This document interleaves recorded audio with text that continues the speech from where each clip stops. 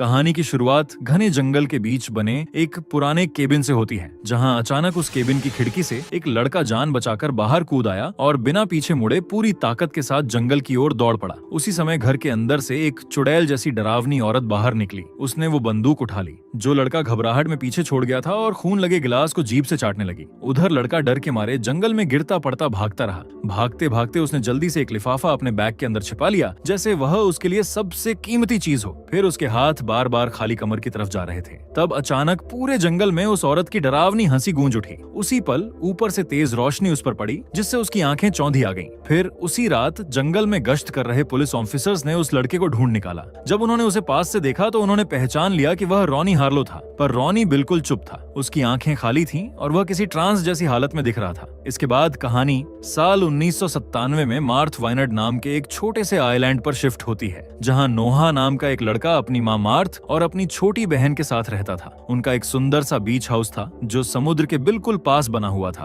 और गर्मियों के मौसम में वे उस घर के कमरे यात्रियों को किराए पर दिया करते थे। उसी सुबह उनके घर एक नई किराएदार आई, जिसका नाम मिस हेल्वसन था। वो सिर से पैर तक काले कपड़ों में थी और उसका लुक बाकी लोगों से बिल्कुल अलग था। उसे देखते ही नोहा के दिल में एक अजीब सा डर बैठ गया, लेकिन उसने इस एहसास को नजरअंदाज किया और वहां से चला गया। जिसके बाद नोहा एक एडिटर से मिलने पहुंचा। दरअसल नोहा अपने पिता की तरह एक फेमस रिपोर्टर बनना चाहता था। इसी वजह से वह अक्सर इस शहर के बारे में लेख लिखा करता था। रोज की तरह इस दिन भी उसने एक लेख लिखा था और वही लेख उसने एडिटर को पढ़ने दी। वो लेख एक ऐसे आदमी के बारे में थी जो चुपचाप एक औरत पर गंदी नजर रखता था। एडिटर ने कहानी को ध्यान से पढ़ा। शुरुआत में उसे नोहा की लेखन शैली पसंद आई, लेकिन आखिर में उसने कहानी छापने से मना कर दिया। उसने नोहा को समझाते हुए कहा कि यह जगह बहुत सुरक्षित मानी जाती है। लोग यहाँ डरने या घबराने के लिए नहीं, बल्कि शांति, सुकून और आराम के लिए आते हैं। एडिटर ने नोहा की काबिलियत की तारीफ भी की और कहा कि वह सच में अपने पिता की तरह बन सकता है, लेकिन साथ ही उसने सलाह दी कि अगर वह यहाँ अपने लेख छपवाना चाहता है तो उसे हल्की, खुशहाल और सकारात्मक कहानियां लिखनी होंगी। जिसके बाद नोहा एक बेसबॉल मैच खेलने गया। मैच काफी रोमांचक रहा और आखिर में उसकी टीम जीत गई। फिर खेल खत्म होने के बाद वह अपने दोस्तों यूजीन, सैमी और बेन के साथ हंसते बोलते घर लौट रहा था, लेकिन तभी वे एक पुराने और सुनसान घर के पास से गुजरे। वो घर जीन नाम के एक रहस्यमय आदमी का था। उस आदमी को लेकर पूरे इलाके में अजीब अफवाहें फैली हुई थीं। कहा जाता था कि साल 1965 में उसकी पत्नी और बच्चे अचानक गायब हो गए थे, लेकिन नोहा को पूरा यकीन था कि उन लोगों की हत्या हुई थी और उनकी लाशें अब भी उसी जमीन में कहीं दबी हुई हैं। फिर नोहा ने दोस्तों से कहा कि अगर वे वहां जाकर जांच करें तो उसे अखबार के लिए एक बड़ी खबर मिल सकती है। ये सुनते ही उसके दोस्त नाराज हो गए। वे जानते थे कि नोहा की जिज्ञासा अक्सर उन्हें मुसीबत में डाल देती है। उन्होंने उसे समझाने की कोशिश की, लेकिन नोहा अपनी बात पर अड़ा रहा। आखिर में वे सब अनमने मन से उसके साथ जाने के लिए तैयार हो गए। फिर वे चुपचाप जीन के घर के पास पहुंचे और दबे पांव अंदर घुस गए। तभी उन्होंने देखा कि जीन जमीन खोद रहा था। उसके हाथों की हरकतें और उसकी बेचैनी देखकर बच्चों का शक और भी गहरा हो गया। अब जैसे ही जीन वहां से हटा, चारों बच्चे तेजी से खलिहान के अंदर घुस गए। खलिहान के अंदर नोहा को एक पुराना जंग लगा बॉक्स दिखा।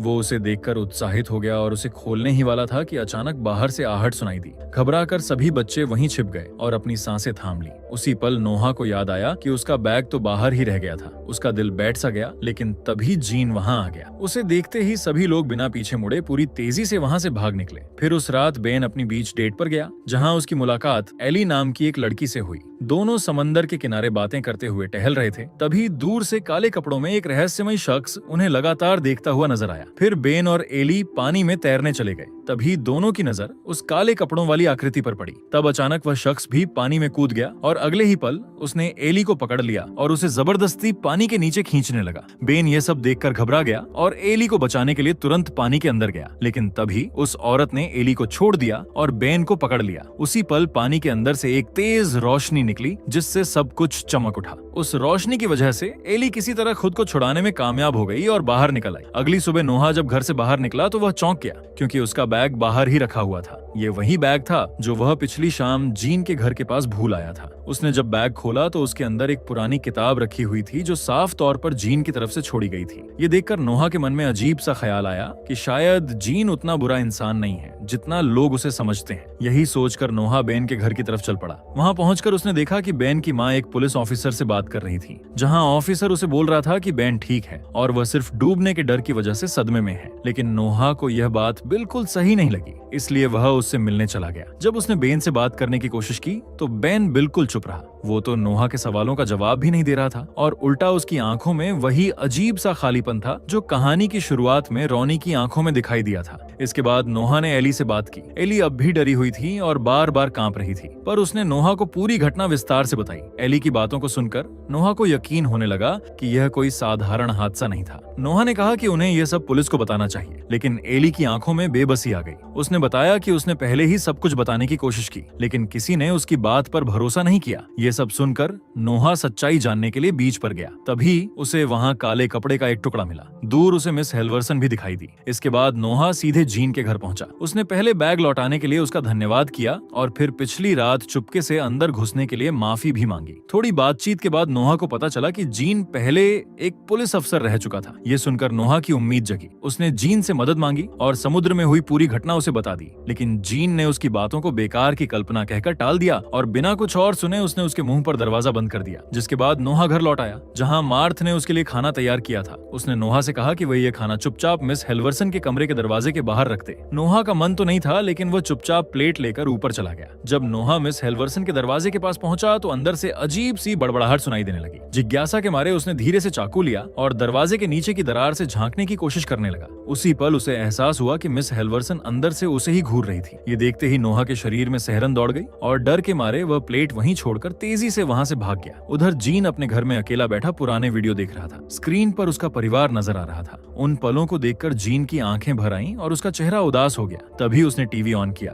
खबरों में बेन के डूबने की घटना दिखाई जा रही थी। ये खबर देखते ही जीन बेचैन हो उठा। फिर अगले दिन बेसबॉल मैच के दौरान नोहा बहुत गुस्से में था। उसका ध्यान खेल में नहीं लग रहा था और एक फैसले को लेकर उसकी अंपायर से बहस हो गई। माहौल बिगड़ता देख जीन वहां पहुंचा। उसने नोहा को शांत किया और उसे खेलने के कुछ तरीके बताए। जाते जाते जीन ने कहा कि वो बेन से भी बात करेगा। ये सुनकर नोहा को पहली बार थोड़ी उम्मीद महसूस हुई। मैच के बाद नोहा जीन को बेन के पास ले गया। बेन अब भी ट्रांस जैसी हालत में था। जब जीन ने उससे समुद्र की घटना के बारे में पूछा तो बेन ने सपाट लहजे में कहा कि वह लहरों की वजह से खींच गया था। उसने पानी के अंदर दिखाई दी तेज रोशनी का जिक्र तो किया, लेकिन उस बूढ़ी औरत के बारे में कुछ भी नहीं बताया। ये सुनकर जीन ने बेन की बातों को ज्यादा गंभीरता से नहीं लिया और इसे एक सामान्य हादसा मानकर नजरअंदाज कर दिया। ये देखकर नोहा को गुस्सा आ गया। उसने जीन से कहा कि बेन झूठ बोल रहा है और कुछ छिपा रहा है, लेकिन जीन ने समझाते हुए कहा कि अगर किसी ने बेन को पकड़ा होता तो उसके शरीर पर चोट या संघर्ष के निशान जरूर होते। इसके बाद कहानी उस रात की तरफ शिफ्ट हो जाती है जब कुछ यंगस्टर्स बीच पर पार्टी कर रहे थे। उसी भीड़ में एक लड़के की नजर एक बेहद खूबसूरत लड़की पर पड़ी।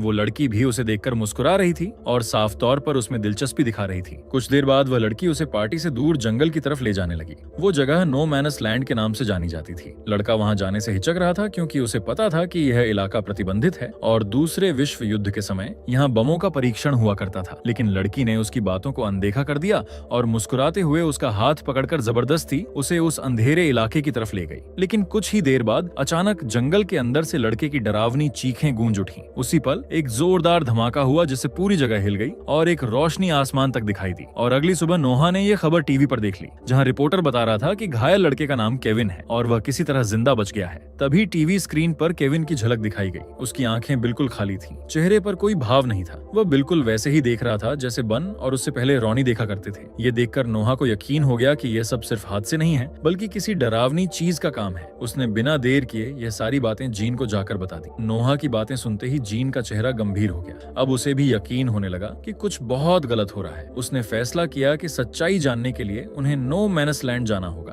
नो मैंस लैंड पहुंचकर जीन जमीन पर पड़े पैरों के निशान ध्यान से देखने लगा। उसकी नजरें हर छोटी छोटी बात पर थीं, जबकि नोहा उसके पीछे पीछे चलता रहा। जब वे विस्फोट वाली जगह पर पहुंचे तो नोहा शॉक रह गया, क्योंकि जमीन पर उसे काले कपड़े का एक छोटा सा टुकड़ा पड़ा मिला। वो टुकड़ा बिल्कुल वैसा ही था जैसा उसे पहले बीच पर मिला था। जिसके बाद नोहा ने यूजीन और सैमी से मुलाकात की और उन्हें यह सब सबूत दिखाए। इससे यह साफ हो गया कि आइलैंड पर सच में एक चुड़ैल मौजूद है। फिर नोहा चुड़ैलों पर रिसर्च करने लगा, जहाँ उसे पता चला कि चुड़ैलों को जिंदा रहने के लिए बच्चों की जरूरत होती है। अगर वे ऐसा ना करें तो वे कमजोर हो जाती हैं या मर भी सकती हैं। और उसने यह भी जाना कि वे आम लोगों की तरह दिखने के लिए अपना रूप भी बदल सकते हैं। बाद में नोहा ने जीन को अपने दोस्तों से मिलवाया। पहले वे डर गए, लेकिन नोहा ने बताया कि जीन बुरा इंसान नहीं है। फिर सभी ने मिलकर चुड़ैल के बारे में चर्चा की। उन्होंने समझा कि पिछली रात हुआ विस्फोट चुड़ैल की गलती की वजह से हुआ था। साथ ही उन्होंने यह भी सोचा कि चुड़ैलों को कैसे मारा जा सकता है। लेकिन एक सवाल सबको परेशान कर रहा था, अगर चुड़ैल को बच्चों की जरूरत थी तो वह उन्हें मारने के बजाय बेहोशी जैसी हालत में घर क्यों भेज रही थी। इस पर जीन ने एक अंदाजा लगाया। उसने कहा कि शायद वह पहले ही कई बच्चों को गायब कर चुकी है और अब लोगों का शक बढ़ने की वजह से छुप कर काम कर रही है। और उसने यह भी बोला कि विस्फोट में वह घायल भी हुई होगी। इसलिए उसने बच्चों से कहा कि वे किसी ऐसे इंसान पर नजर रखें जिसके शरीर पर जलने के निशान हो, क्योंकि वही चुड़ैल हो सकती है। जीन की ये बात सुनते ही नोहा के दिमाग में एक नाम गूंज उठा, मिस हेल्वसन,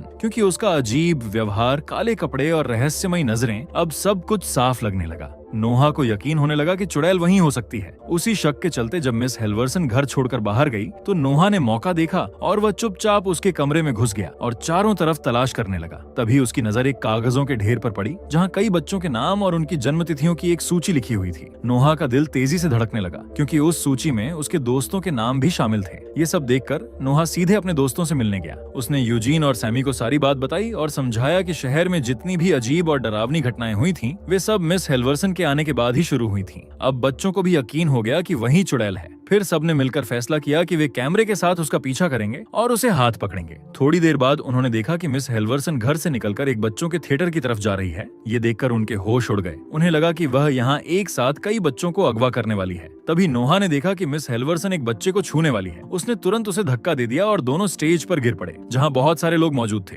फिर यूजीन ने उस पर पवित्र पानी फेंका, लेकिन उस पर कोई असर नहीं हुआ। तब जॉन ने सबके सामने कहा कि यह औरत विच है। लेकिन मिस हेल्वरसन ने खुद को बच्चों की किताबें लिखने वाली लेखिका बताया और कहा कि वो यहाँ सिर्फ स्टोरी पढ़ने आई थी। फिर जॉन ने उस अजीब भाषा का जिक्र किया जिसे वह रूम के अंदर बोल रही थी। इस पर वह गुस्से में बोली कि वह लैटिन में प्रार्थना करती है। इस शर्मनाक घटना के बाद गुस्से में आई मिस हेल्वरसन ने गेस्ट हाउस छोड़ने का फैसला कर लिया, जबकि मार्था उससे माफी मांगती रहती है। उसने पूरे सीजन का बचा हुआ पैसा भी वापस मांगा। उसके जाने के बाद जॉन ने अपनी माँ से माफी मांगी, लेकिन गुस्से में मार्थ ने उसे अपने सामने से जाने को कह दिया।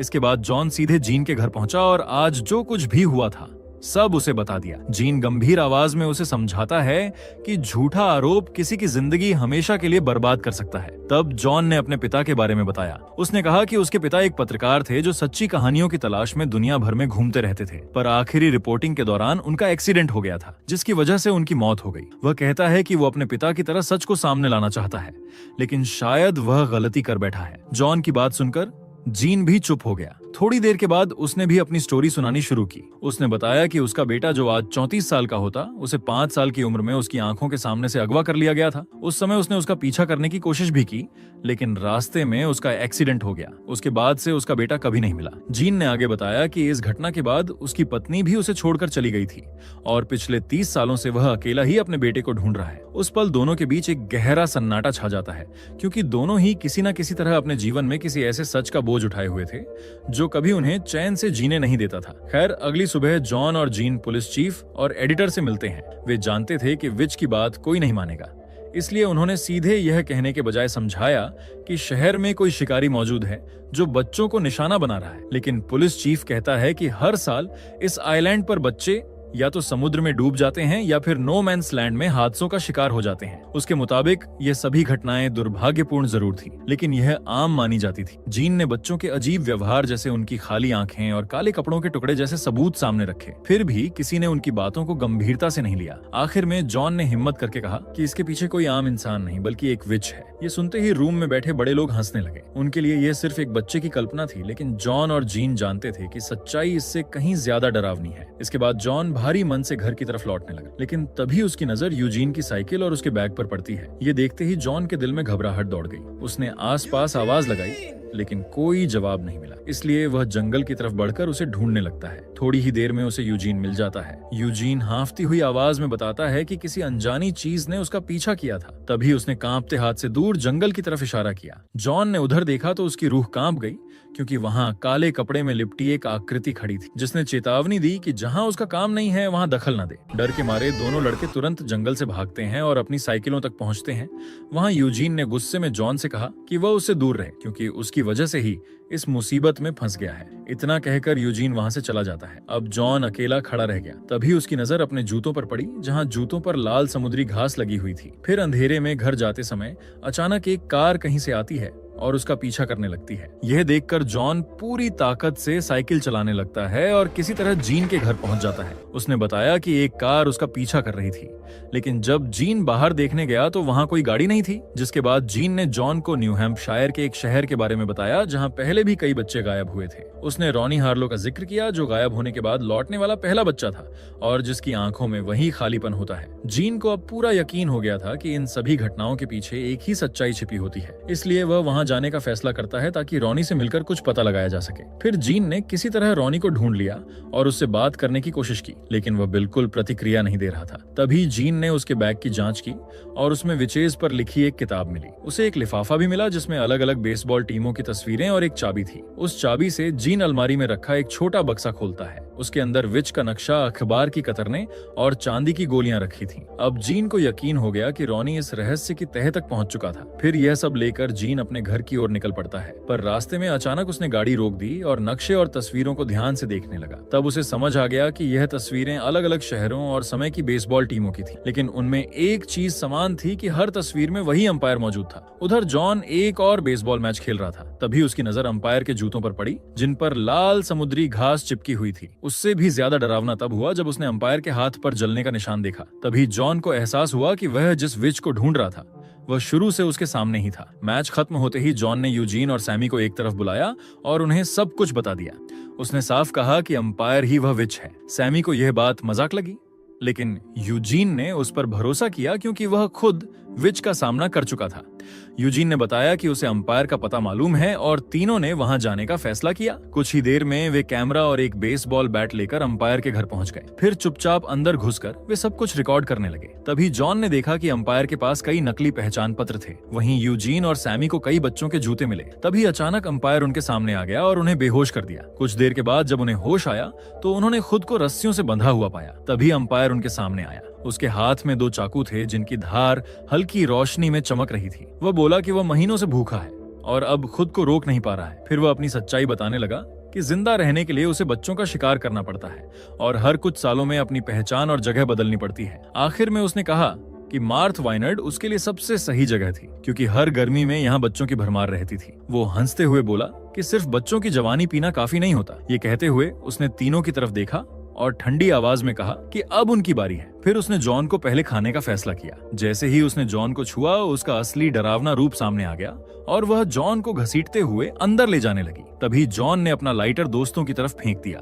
फिर वे जॉन को रसोई में ले गई। वहीं सैमी और यूजीन ने लाइटर से खुद को आजाद कर लिया। फिर सैमी ने बैट से विच को निशस्त्र किया और यूजीन ने जॉन को छुड़ाने में मदद की। तभी जीन वहां पहुंचा और उसने विच पर गोली चलाई, लेकिन उस पर कोई असर नहीं हुआ। इसके बाद जीन ने चांदी की गोलियां इस्तेमाल की। इस बार गोली लगते ही विच की आत्मा बाहर निकलने लगी, जिससे साबित हो गया कि चांदी असर करती है। हालांकि विच फिर से खुद को संभालने में कामयाब हो गई। जिसके बाद जीन ने बच्चों से वहां से भाग जाने को कहा, लेकिन जॉन पीछे नहीं हटा और उसके साथ तहखाने में चला गया। तभी अचानक विच अंधेरे से निकल कर आई और उसने जीन को दूर फेंक दिया। ये देखकर जॉन ने फर्श पर पड़ा हथियार उठाने की कोशिश की, लेकिन विच ने उसे भी दूर फेंक दिया। फिर उसने जॉन को हवा में उठा लिया और उसकी आत्मा खींचने लगी। तभी जीन ने गोली चलाई और विच को पीछे हटने पर मजबूर कर दिया। इसके बाद जीन ने लगातार गोलियां चलाई, जिससे विच के अंदर कैद सारी आत्माएं आजाद हो गईं। आखिर में वो विच मर गई और सभी आत्माएं बच्चों के पास लौट गए। कुछ समय बाद जॉन ने जीन पर एक सच्ची कहानी लिखी ताकि शहर में फैली गलत अफवाहें खत्म हो सकी। फिर उसने ये कहानी एडिटर को दिखाई, जो इस लेख से बहुत प्रभावित हुआ और उसे छापने के लिए तैयार भी हो गया। बाद में जॉन जीन से मिलने गया। जीन ने लेखक के लिए उसका धन्यवाद किया और बताया कि कई बच्चे अब नॉर्मल हो चुके हैं। फिर कहानी के अंत में रिटायर हो चुका जीन अपनी एक्स वाइफ से मिलने पहुंचा, इस उम्मीद के साथ कि वो अपने टूटे रिश्ते को फिर से जोड़ सके। और इसी के साथ ये फिल्म यहीं खत्म होती है।